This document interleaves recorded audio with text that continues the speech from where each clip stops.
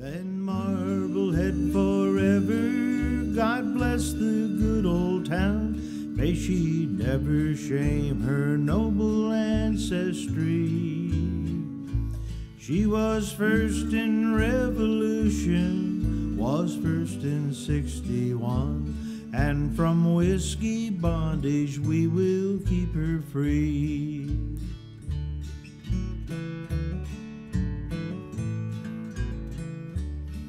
And you were born in Marblehead. I was born December 2nd, 1929. It's 92 years ago, in the old Mary Alley. And you lived in Marblehead your whole life? Yeah, I lived here a long time. This is my mother and father's house where I grew up. And then when I first got married and went downtown Clover Street, and then came back up here when my mother was sick, to take care of her. Only she didn't last but a few days when we came up here. And we knew it was the place to come because there was so much yard. And my house on Glover Street was like a postage stamp. You could just get a car in, and that was it. So this was, and it's all the memories, too, that are here for me. You know, and I am that type of person that I wish things didn't change as fast as they do. And by coming back here, it gives me a sense of home, family, and the Marblehead that I love so much. Yeah. I think I was about 2 when we came here, because my brother was a year younger than I am, and I have a picture someplace of Mom and Dad each holding one of us at that age when we moved in that day that my grandmother took. When I was a kid, it was the 5 and 10, where we'd go on for Mother's Day to get a present from my mother. Or as I got a little older, go in and look for the lipstick.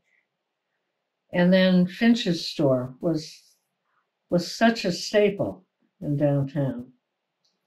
And Louis, of course, when I was older, everybody shopped at Louis and Penny's.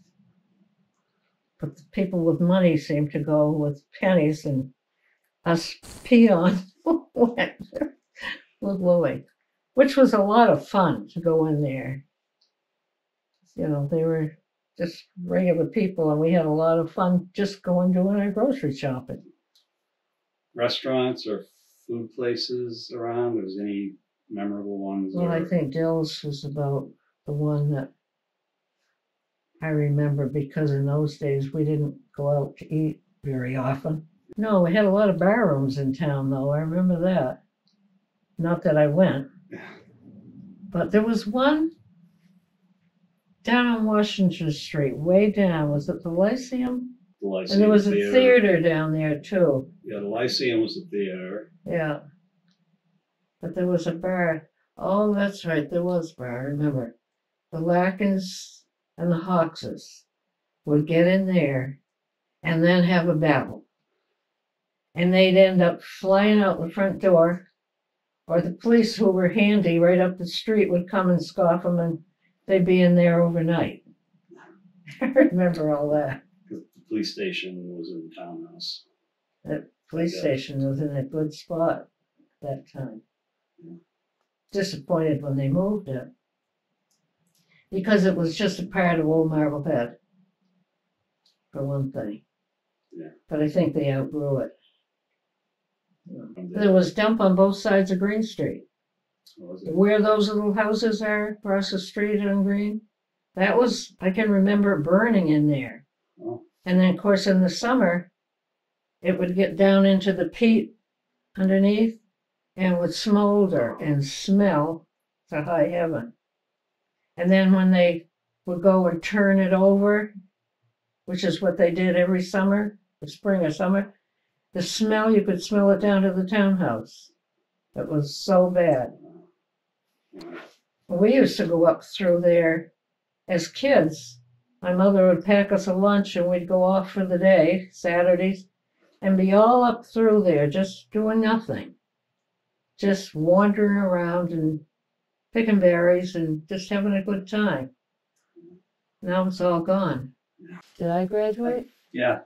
1947. Long time ago.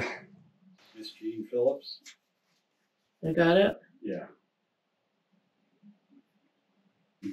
The reunion, the 50th reunion was in 1997. Yeah.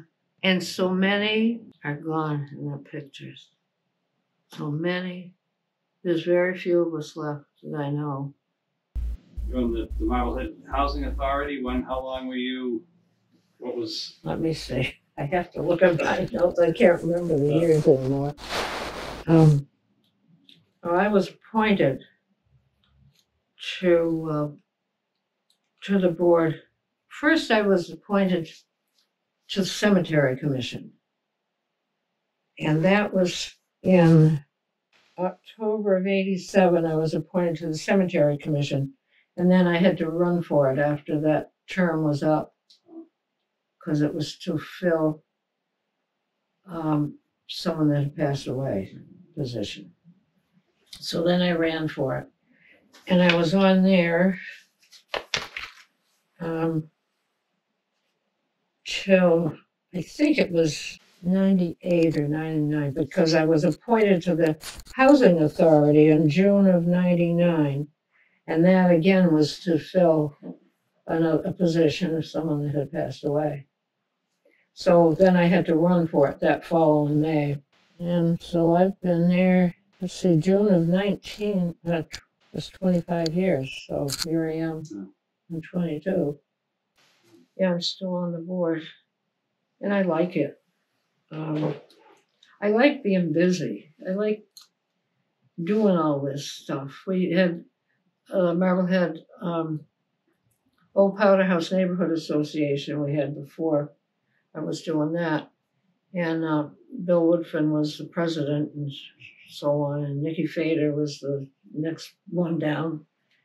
Well, I guess it was chairman and vice chairman. And so we had a neighborhood association because we knew all the places with the shoe factory, Winslow's Chips, and all these areas that Bill and Nikki had surveyed, kind of where building could go on, and what we wanted as a neighborhood to be allowed to come in. So that was quite controversial at times.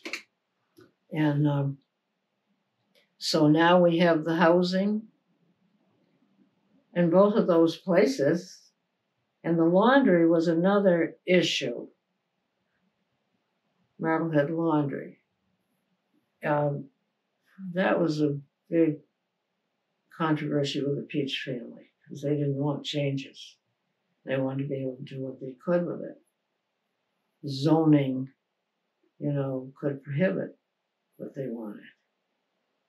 But everything worked out in the end, and here we are in 2022, and there was a lot more housing around here, which from what I read, they say we need more, but I don't know where we can put it in Marblehead.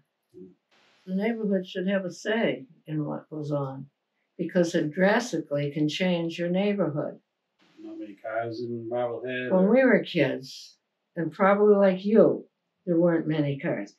For me, it was a lot fewer cars, because we could play out in the middle of Green Street after supper for hours before you ever heard a car coming. Now it's like the Great White Way. And they do speed down here, believe me. So those are such big changes that make a neighborhood. Because all the kids would come out after supper and we'd all be out in the street by kick the can or whatever we played. And we don't have the places to roam around as kids used to either. Yeah. So. Any living next door to the powder house? Any stories about? I mean, it hasn't been used as a powder house in your time. Oh God, no. Often people will come, or there'll be a busload of people that will come and look at it. Haven't seen many of those in the last couple of years, but they come in the springtime and in the summer. But sometimes I'd go out and tell them, yeah, I'm going to sell bricks pretty soon, which isn't funny. It was to me. Yeah. Oh my gosh, make my little bigger out there. Yeah. Because we butt right up to the powder house, our property does, right up to it. Because Bud Orn used to have a key too when he lived down in the corner in the old Orn house. And he would open it up for buses of kids and the kids from the school. I'd always look forward to seeing the kids because they were fun. The first year, I think it was, they did it.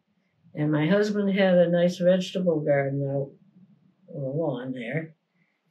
And the kids were not supervised very well. And they came and ran and jumped over the wall and came and ran right through the garden with me at the front door screaming at them. Oh my gosh. Yeah. Yeah. So then I went up to the school and asked them if they probably, would supervise the kids a little better. And it was fine after that, but it got to be fun because I'd get to know, what was his name, Bill Sanos? Oh, yeah. He would bring the kids too. And it was fun because you go out and talk to them and he'd introduce me to the kids. And it was just a nice little feature, And I was at Gary School. You went to the Gary School? Kindergarten through 6th grade. And a lot of the kids up here went to the Story School. It's funny how they split. Yeah. That's up. I love the neighborhood schools. I think the kids remember all their lives. I think when they're that age, that young age, they feel more at home. They're in their own neighborhood, kind of, And kids that are afraid to go at first, and get used to it and know they're in their own neighborhood. Yeah. I think that's important for the kids. And of course, going to the Gary School and you'd all congregate along the way to go to school together. And it's a whole different atmosphere. Yeah. Any of the teachers you remember? Every one of them. Miss Marsh, I think she was kindergarten. Miss Powers was first. Second was Miss Litchman. Third, Miss Orn. And Miss Finch, Miss Horahan, and Nellie Walsh. You never forget her. Because she was a principal. And oh my gosh, yeah. It's funny because they had some things on Facebook recently, and that's when it's fun to start to reminisce, and it brings back all the memories. Yeah. Yeah. I remember too in the 6th grade, Gone with the Wind came out, the movie. Kids were going to see it in the afternoon. You had to. The movie started before you got out of school. So mothers were writing excuses for kids to get out. And finally, I begged my mother to write a note, which she did. And she told her it was to go to see the movie. And they allowed it. And I went. And to me, for me, it's my favorite movie of all time. I love that movie. And besides the neighborhood schools, there was neighborhood stores all over the place. I mean, was there lots of... Well, Winslow's had a store down in the V and a drive-through. You could not drive through, but you could park out in front of the place from Green Street to Lincoln Avenue. You'd come park and go out the other way. But they had a store there, yeah. I mean, those neighborhood stores are great, because you don't have to go way downtown or uptown. Yeah. And there is a downtown and uptown. You do know that. You lived uptown. Yeah. Yeah. I didn't. Yeah. Oh my God. But the kids, my friends, didn't want to come up here after school to play. It was too far away. Because all my friends were downtown.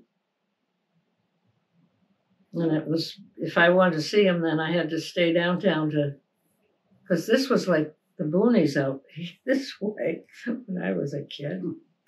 Oh my God. I can remember seeing Dick Winter and his brother in the middle of winter walking up, and they lived way up in what is it, Naugus Head, way out toward the water, as far as you could go, I think. And they had to do that every single day. And I remember looking at them, feeling so sorry for them, because they must have frozen to death by the time they got home. I can remember the first car that I can remember Dad had was you have to wind it up in the front. I can see him out there winding this thing up, and you had to be careful if you got it too tight. It would snap back and break your wrist. That's what he said to me. I have to be careful, be quiet. Oh my gosh. And then too, I remember going across the causeway in his car that didn't have windows, that had flaps. Like, I don't know if they were leather or what they were for windows, and they'd flap in the breeze when you drive along. And then finally he got something with windows in it. Oh my gosh. Oh my gosh. And then his little truck, he had a little truck. And Dad had a little truck, 2-seater. And he was teaching me to drive. And so he was going to take me down to where the Boston Yacht Club is. It was Ship's Cabin then, because his boat was moored right off that porch. So he's teaching me to drive, and we're getting down to go down Union Street. And I'm putting my foot on the gas and not the brake. And I thought he was going to have a heart attack when he put his foot over it. It's a wonder we didn't go right into the water. Oh my gosh. And then he said, we're going home. And after that, I think it was a cemetery where I learned. And then I shouldn't say this publicly, but I drove for 2 years with no license.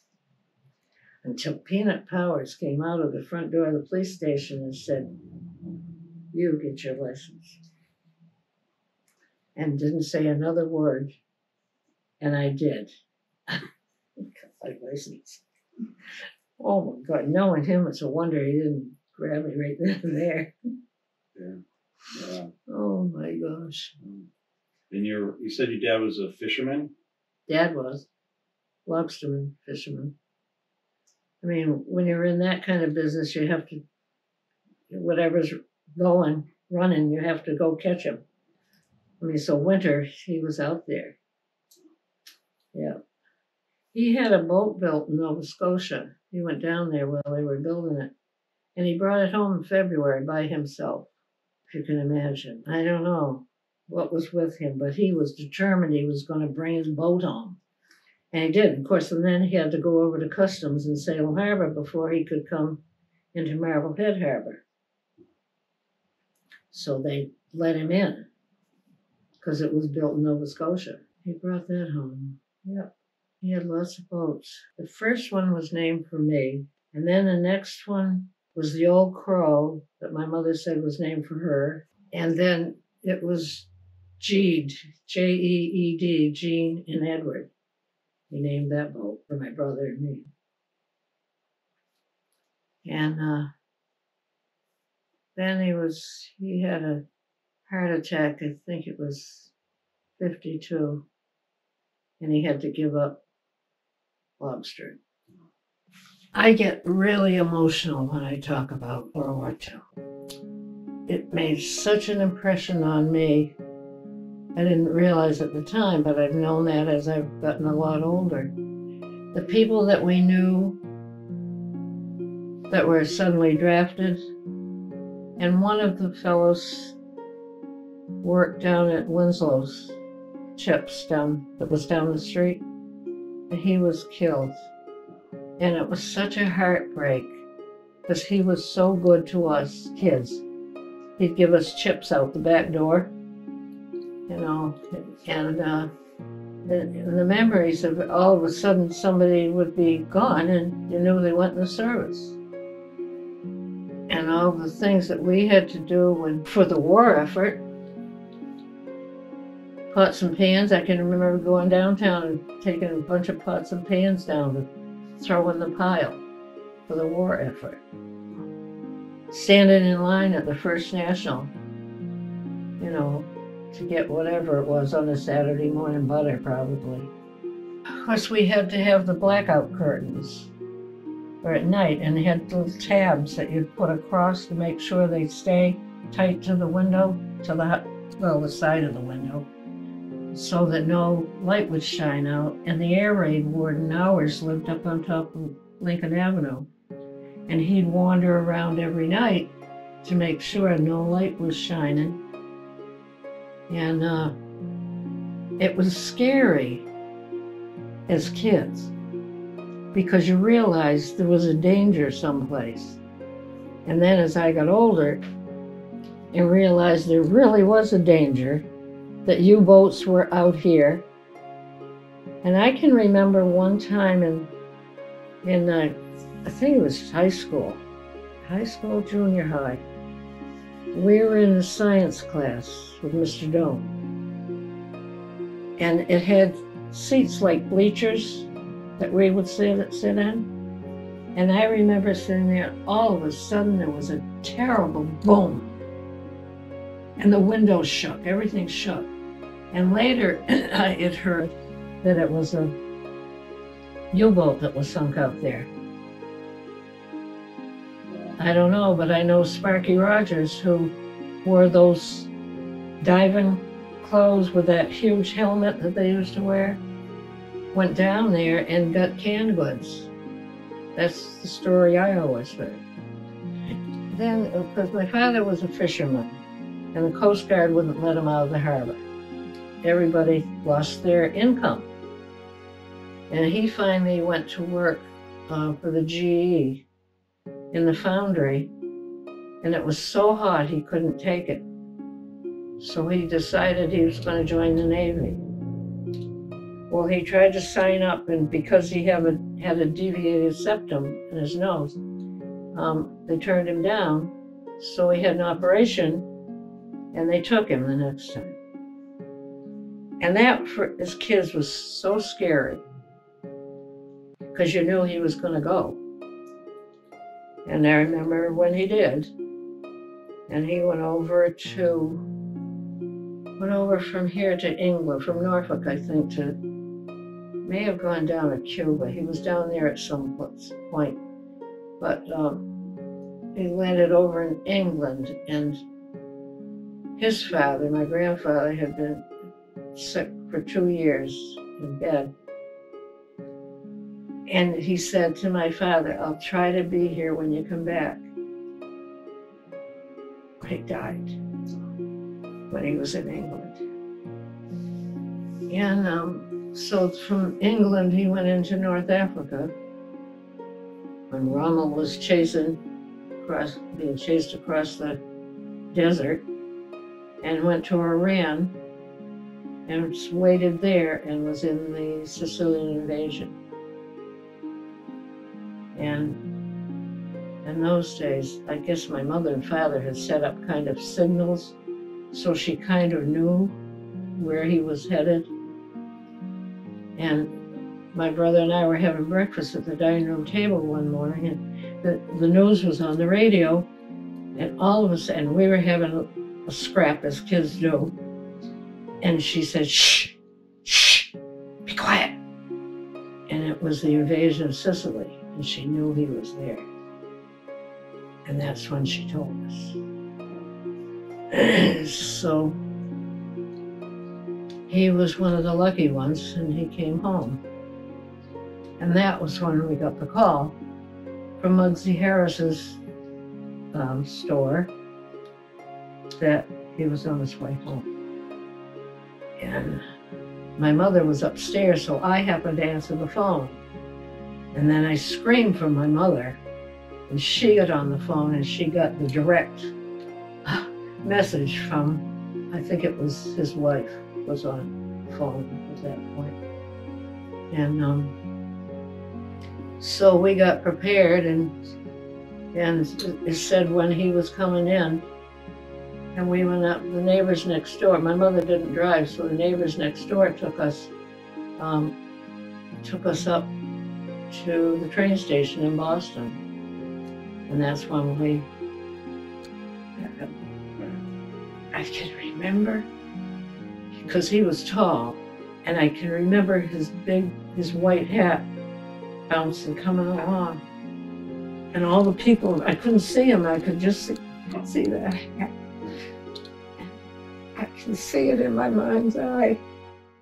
Oh God, it was the happiest day. Yeah. Oh. Yep.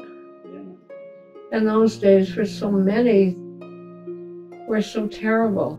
And if you had more than one kid in the service, Yeah. it was frightening.